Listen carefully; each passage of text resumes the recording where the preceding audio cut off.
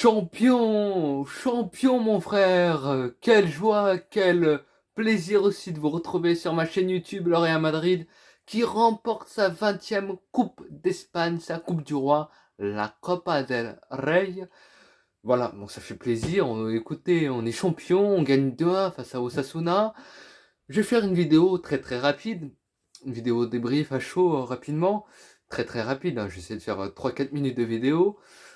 Alors c'est une vidéo qui va sortir le soir où je tourne cette vidéo, à savoir le samedi, dans la nuit de samedi au dimanche, donc quelques minutes après que le Real Madrid ait gagné cette rencontre, parce que j'ai un problème technique d'ordinateur et tout, c'est une vraie galère. Bref.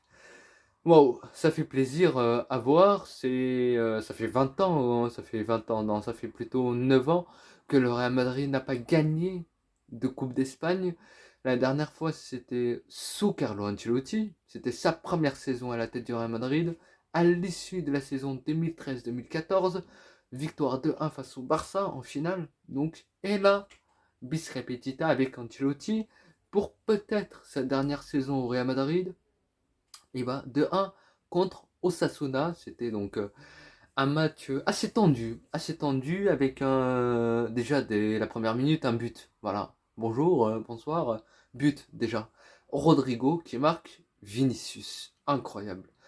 Dans sa capacité de déstabilisation, d'élimination, dans ses dribbles, il est trop fort en fait. Il rentre dans la tête de tous les défenseurs espagnols.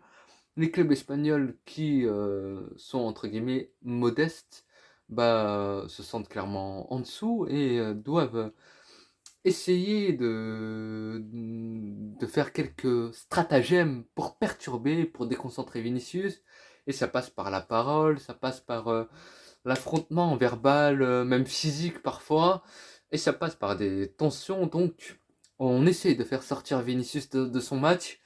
Bon, la bonne nouvelle, c'est que bon, Vinicius, on sait que c'est une grande gueule aussi, il se défend, il se laisse pas faire.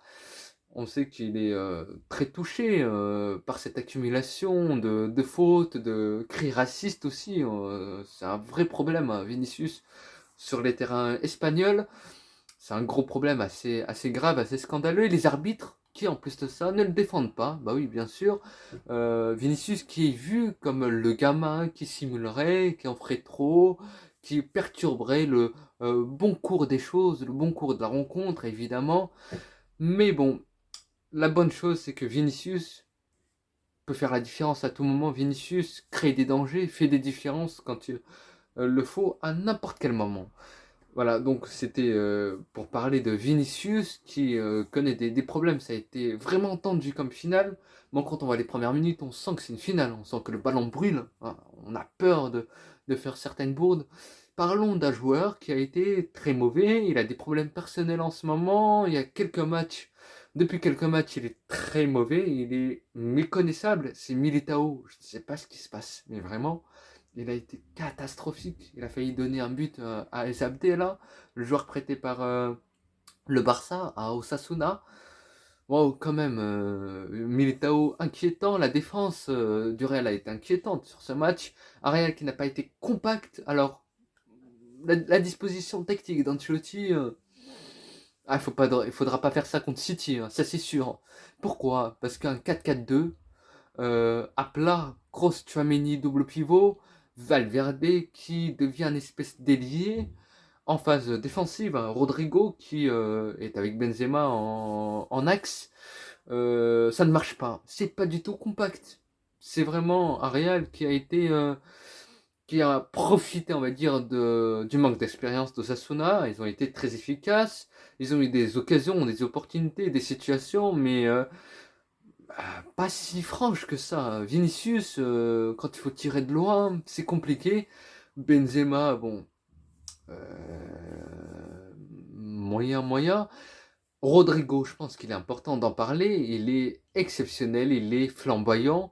En ce moment, il fait des dingueries.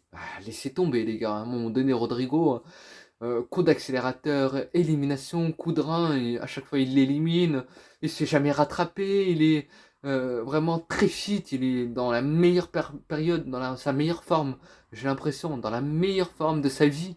Clairement, Rodrigo, c'est un vrai régal, un vrai kiff de le voir jouer, un doublé. Donc pour lui, il est très juste, il est là au bon moment et tout. Et donc je pense que vraiment c'est le troisième homme du Real Madrid en attaque. Voilà, fini le délire, Valverde ailier droit, c'est fini ça évidemment.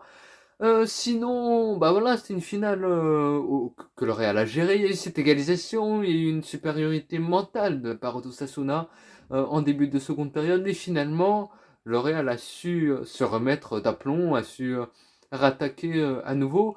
On a vu clairement une supériorité du Real, mais j'ai pas l'impression qu'ils ont appuyé sur la pédale, quoi. Ah, ils ont voulu gérer à l'expérience, tranquille. Bon, bah voilà, bah tant mieux, si on gagne. Voilà, alors c'est une coupe d'Espagne, c'est une coupe du roi. Nous sommes donc les petits champions d'Espagne. Il faut pas s'enflammer, il faut rester digne, rester lucide également à un moment donné. Pourquoi? Parce que bah le grand champion, c'est le Barça qui gagne la Liga. Voilà, donc bon, une coupe d'Espagne, sur tes trois trophées majeurs, t'en gagnes un, tu fais demi-finale de Ligue des Champions, bon, on va voir contre City, mais moi j'ai pas d'espoir.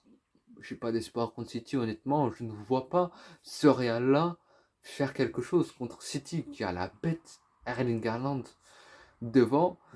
Voilà, donc on verra bien, on espère un exploit, on espère quelque chose. Bon, L'Oréal, offensivement, a les moyens de faire des choses intéressantes, mais City, c'est trop fort, c'est la meilleure équipe du monde, individuellement et collectivement.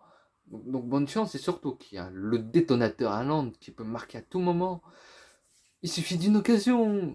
La Ligue des Champions, c'est les détails, et Haaland, bah, les détails, bah, il permet à City d'avoir beaucoup de choses. Cette saison, il est monstrueux. Bon, j'espère que vous avez aimé cette vidéo. On est champion, campeones. Voilà, une saison moyenne. Je pense que cette Coupe du Roi peut laisser la place à Ancelotti pour une nouvelle saison. Voilà, je pense que, sauf cataclysme, sauf humiliation de la part de City contre nous, je pense qu'Ancelotti mérite de rester, surtout que les choix derrière, bon, à part Zidane, j'ai pas trop envie de tenter un Nagelsmann, un Pochettino encore moins. Bon, on en reparlera de tout ça plus tard, et cette vidéo sortira, bah, j'espère qu'elle sortira le plus vite possible, avant City, ce serait l'idéal. J'espère que vous avez apprécié cette vidéo, n'hésitez pas à la liker, à la partager, et je vous dis à très vite pour de nouvelles vidéos sur ma chaîne YouTube. Salut, ciao.